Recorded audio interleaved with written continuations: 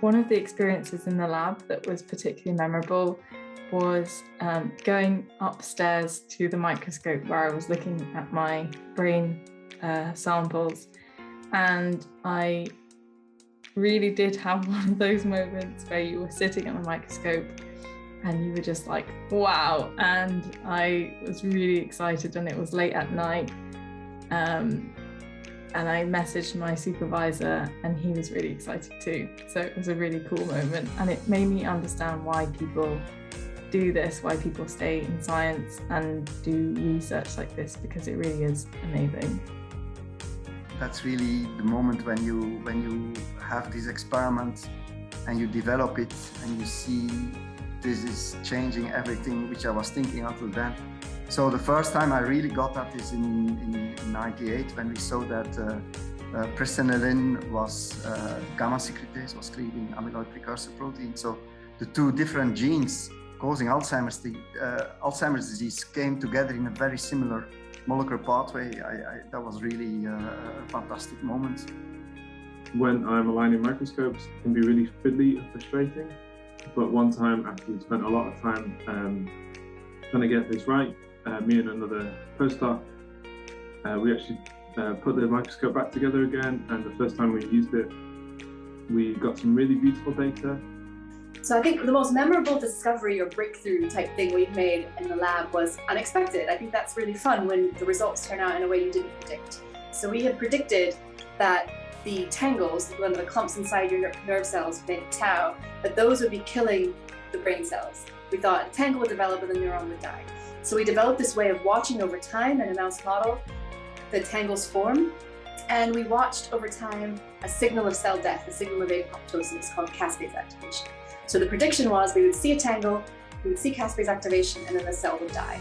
But what we actually saw, and this was back when I was in Boston, still working very closely with Brad Hyman and a PhD student at the time, Alexi, but Alexi and I actually saw over time was we would see the brain cells looking healthy neurons, and then we would see caspase activation, and then the tangle would form and the cell would survive. So instead of being toxic and killing the cells, the tangles maybe were even protected. They were sequestering or clumping up the dangerous soluble forms. This would be my first major breakthrough during my PhD, following months of struggling in the lab to get a particular biochemical technique to work.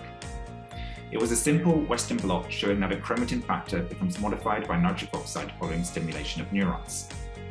The most memorable part of this was sharing my finding with my PhD supervisor, Angela Riccio, and realizing from her reaction that I had truly discovered something new. Usually in the lab, the discoveries come in small doses that eventually sum up into a big one. It's very rarely that you see this eureka type of moment. But I do remember when I was doing my PhD that we've been working on an experiment for a year, and we didn't know what to expect. We were looking at the results for the first time after so much effort, and what we saw, it was so clear that there was a difference between our normal condition and the disease condition, that we knew at that moment there was going to be something interesting behind it. For a long time, the tools and technologies to understand protein being built up in the brain wasn't available.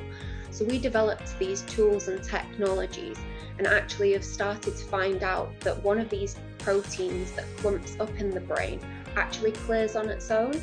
So what we're now hoping to understand is whether speeding up this process may be a new treatment for dementia. The biggest scientific breakthrough, I guess that I would say that I had, came fairly recently when a brilliant PhD level collaborator was presenting her findings about a massive part of my project.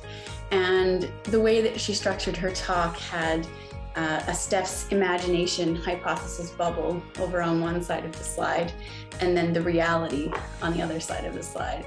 Now, I had a sneak peek into the data, so I was smiling to myself because I knew what was going to happen. But that exact moment where someone says to you, you know, I didn't quite believe this your imaginary hypothesis, but then when we did the experiment, we could prove unequivocally that what was in your imagination was reality. So I think that moment for me was just so incredible. And that's what we're in this for. Those little moments, collect them and remember them.